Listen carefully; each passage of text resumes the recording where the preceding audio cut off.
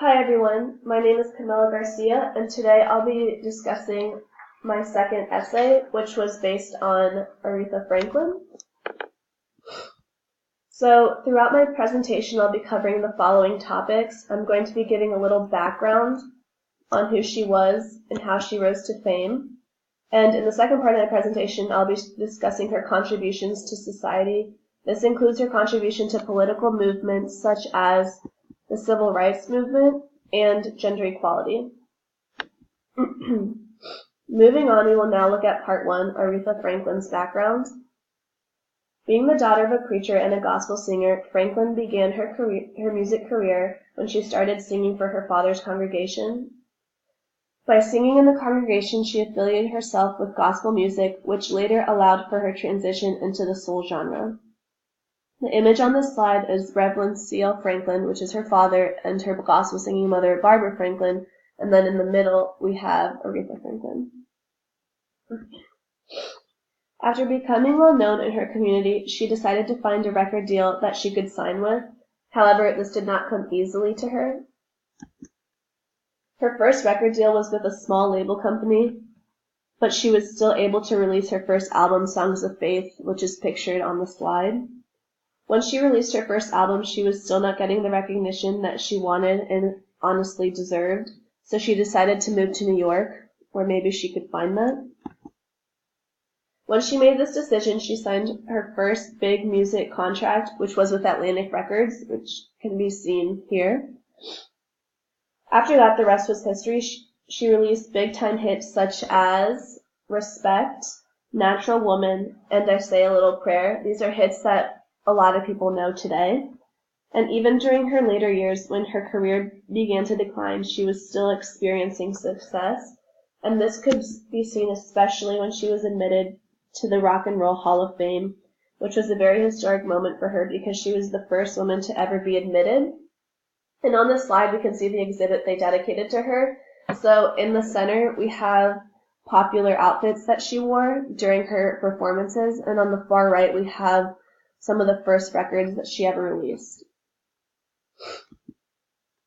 Now, the second part of my presentation will be covering the contributions she did throughout her lifetime, which, like I said before, includes race and politics, and then the second section of this part is gender equality. So Franklin's contribution to soul captured the attention from both fans and critics, especially during the Civil Rights Movement. Her father, Reverend C.L. Franklin, was a civil rights activist who exposed his daughter to the movement and its leaders, including her father's dear friend, Martin Luther King Jr. Here we can see Martin Luther King Jr. and Aretha's dad during one of their campaigns.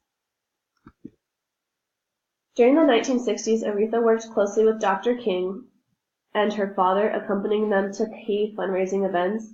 At these events, she sang a plethora of cover songs and even some of her own civil rights anthems, which included Respect, Young Gifted Black by Nina Simone, Border Song by Elton John, and many others. As an acknowledgement of both Black history and her personal one, Franklin also sang Take My Hand, Precious Lord, which was one of her most popular songs, but also it was one of Dr. King's personal favorites.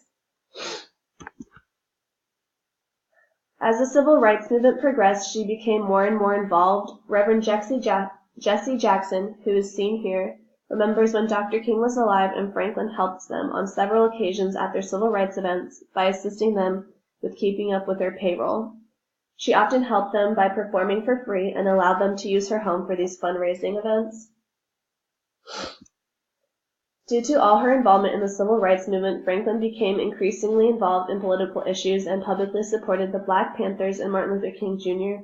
She even sang one of her classic gospel hymns, Precious Lord, which was the song I previously mentioned that was his favorite, at his own funeral. And here's a video of her singing it. After a plethora of years in the political limelight, Franklin became unquestionably associated with events of a higher association.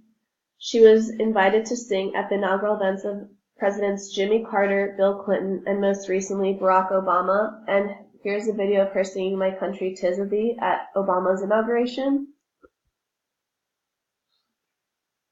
So another cause that the Queen of Soul was an advocate for was gender equality. She used her voice to convey these messages to the public through her songs. An example of this is her hit tune, Respect, which has a distinct message to women everywhere. On this slide is one of her most famous performances of her hit tune. A reasoning for her being such an advocate for gender equality is because Franklin suffered an abusive relationship and statutory rape, becoming a mother at the age of 12. She brought attention to these appalling circumstances, which once were largely ignored due to the fact that the injustices women faced were not considered as such, but rather such injustices were labeled as part of life. And here we can see a picture of her family. She's a little older, but I couldn't find any of when she was 12. So only recently have such circumstances started to lose their taboo label with the popularization of the Me Too movement.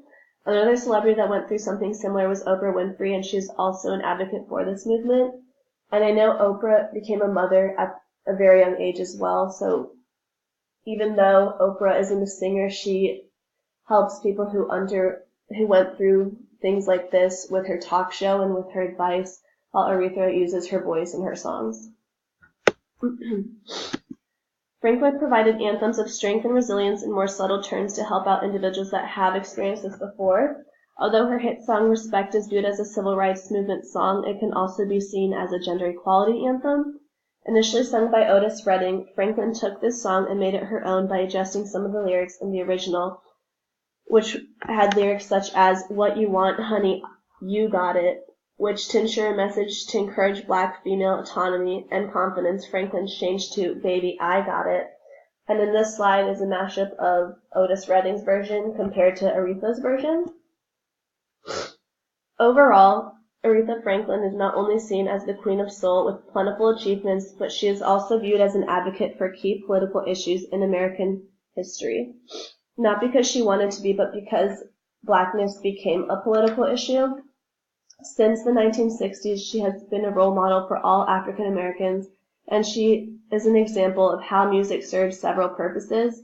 Music doesn't always have to be white noise or something pretty to listen to. Instead, it can be a battle cry or an anthem or anything else. Even though Franklin passed in August of 2018, her message, stamina, and beliefs will forever be remembered. Thank you very much. I hope you enjoyed my PowerPoint.